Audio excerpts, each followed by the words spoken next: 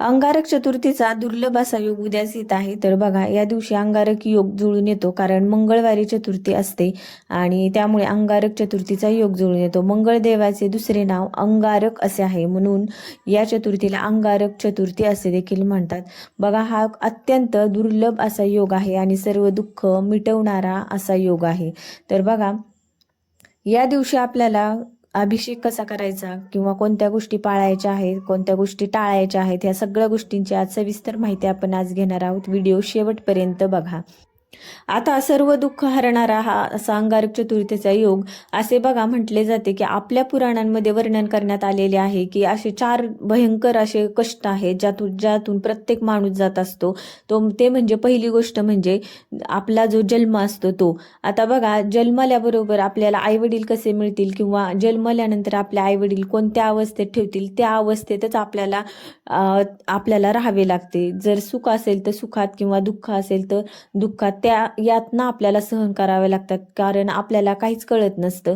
प्रत्येक माणूस या जन्माच्या चक्रामधून जात असतो किंवा पुढची योनी आपण मेल्यानंतर पुढच्या योनीत आपल्याला कोणत्या योनीमध्ये जन्म मिळणार आहे हे सुद्धा आपल्याला माहिती नसतं.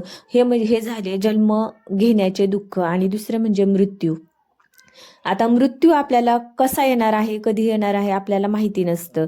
त्यामुळे हे मृत्यूचे खूप मोठे दुःख हे आपल्याला मिळत असते. आणि त्यानंतर आहे वृद्धावस्था. बघा, ज्याप्रमाणे लहान मुलांना ठेवले जाते, त्या लहान मुलांना काहीच कळत नसते. ज्या अवस्थेत ठेवतो आपण त्याच अवस्थेत ते लहान मूल राहतं. त्याचप्रमाणे वृद्धावस्था देखील मांडली जाते. जी ट्रीटमेंट आपण लहान मुलांना देतो, ज्या अवस्थेमध्ये ठेवतो त्याच अवस्थेमध्ये जर वृद्धावस्थेमध्ये यातना भोगाव्या लागल्या तर ते देखील एक सगळ्यात मोठं दुःख आहे. आणि सगळ्यात महत्त्वाचं म्हणजे आपण जे जन्मोजन्मी कर्मातून जे दुःख यातना सहन करतो ते देखील हे एक चौथे दुःख आहे, जे आपण कर्म घेऊन येतो आपल्या जन्माबरोबर.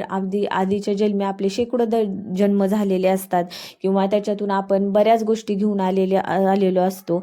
मग ह्या गोष्टीतून आपल्याला जे आपल्या आयुष्यात जे संकटांना सामोरे जावं लागतं किंवा दुःख सहन करावं लागते, यातना सहन कराव्या लागतात, या गोष्टीतून आपल्याला जावे लागते. मग बघा, या गोष्टीतून आपल्याला जर बाहेर पडायचं असेल तर अंगारक चतुर्थीचा योग हा महत्त्वाचा मानला जातो. जरी आपल्या दाराला एखादे दुःख कष्ट आले किंवा संकट आले तर दाराच्या बाहेरूनच आपले ते संकट बाहेर निघून जाते, आपल्यापर्यंत ते पोहोचत नाही.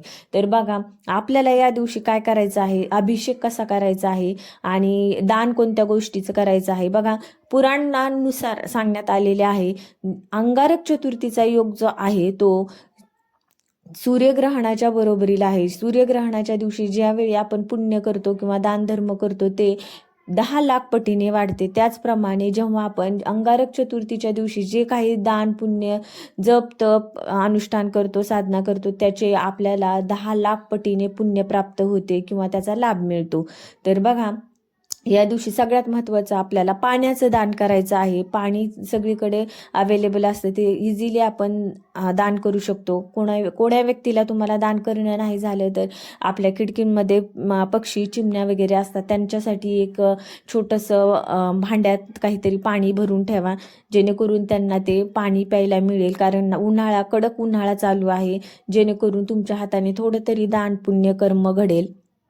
त्यानंतर आपल्याला अभिषेक करायचा आहे. आता उद्याच्याला अंगारक चतुर्थीचा योग आणि असा दुर्लभ योग आहे, जेणेकरून आपल्याला या दिवशी अंगारक चतुर्थीच्या दिवशी आपल्याला देवाचा अभिषेक करायचा आहे, गणपतीचा अभिषेक करायचा आहे. काय करायचं आहे, आपल्याला पाण्यात गूळ मिक्स करायचा आहे आणि त्या पाण्याने गणपतीचा अभिषेक करायचा आहे. आता हे गणपतीचा अभिषेक करताना अथर्व शीर्ष हे म्हणायचं आहे किंवा मोबाईलवर लावून द्या तुम्ही आणि पाण्यात गूळ मिक्स करा आणि तुम्ही एक चमच्यानी गणपतीला स्नान घाला. हा झाला अभिषेक. आणि बघा, ही गोष्ट खूप खूप महत्त्वाची आहे, अत्यंत महत्त्वाची अशी ही गोष्ट आहे, जेणेकरून तुमच्याकडे जे संकट येणार आहे तुमच्या दारातूनच निघून जाईल. एवढं छान म्हणजे ही सेवा आहे गणपतीची. आणि प्रत्येकाला जमणारी आहे, खूप सोपी आणि सरळ सेवा आहे. आता ही सेवा फक्त अंगारक चतुर्थीलाच करायची का? तर नाही, आपल्याला रोज केली तरी चालेल. असं बऱ्याच जणांचं म्हणणं असतं का ही सेवा एकच दिवस करायची असते का? तर नाही, रोज केली तरी चालेल. बघा, अंगारक चतुर्थीची जो उपवास असतो तो एकच वेळेस फराळ करायचा.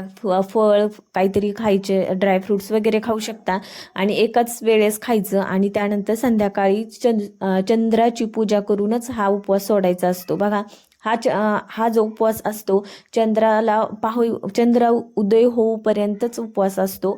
मग संध्याकाळी चंद्राची पूजा काय करायची तर साधी आणि सरळ आहे. फक्त आपल्याला धूप दीप दाखवायचे आणि हळदी कुंकू व्हायचे, थोडे फुलं व्हायचे, झाली आपली पूजा एवढं. आणि चंद्राची पूजा करून त्यानंतर गणपतीला नैवेद्य दाखवून आपण आपला उपवास सोडायचा. बघा, उद्या जो कोणी म्हणजेच अंगारक चतुर्थीचा उपवास करेल त्याला 16 चतुर्थी केल्याचे पुण्य मिळते. म्हणजे हा एवढा दुर्लभ योग आहे. त्यामुळे उद्याची चतुर्थी सोडू नका आणि आठवणीने अथर्व शीर्ष म्हणून गणपतीच्या अथर्व शीर्ष म्हणून गणपतीचा अभिषेक नक्की करा. या गोष्टीचे खूप खूप महत्त्व मानले जाते आणि याचा लाभ पण तेवढाच आहे. बघा, जेवढे काही आपल्या आयुष्यातले दुःख कष्ट संकट अडीअडचणी आहेत त्या आपल्या दारातून निघून जातात. त्यामुळे हा अभिषेक नक्की करा आणि त्यानंतर चंद्रदेवाची पूजा करून आपल्याला उपवास सोडायचा. बघा, एवढी साधी सरळ आणि सोपी आपल्याला भक्ती करायची आहे. जास्त कठीण गोष्टींमध्ये पण जायचं नाही, अवघडात शिरायचं नाही. जेवढी साधी सरळ तुम्ही भक्ती कराल तेवढी देव ती ॲक्सेप्ट करत असतो किंवा स्वीकार करत असतो. त्यामुळे मन लावून श्रद्धेने विश्वासाने देवाला भजा आणि तेवढ्याच श्रद्धेने विश्वासाने आणि चिकाटीने देवाचं जर केलं तर नक्की आपल्याला फळ मिळतं, तेवढा लाभ मिळतो आणि आपल्या आयुष्यातील संकट अडचणी सगळ्या नाहीशा होतात. तर तुम्हाला व्हिडिओ कसा वाटला नक्की सांगा आणि चॅनलला सबस्क्राईब करा. तर भेटूयात नंतर अशाच एका नवीन माहितीसह. धन्यवाद. श्री स्वामी समर्थ. रामकृष्ण हरी.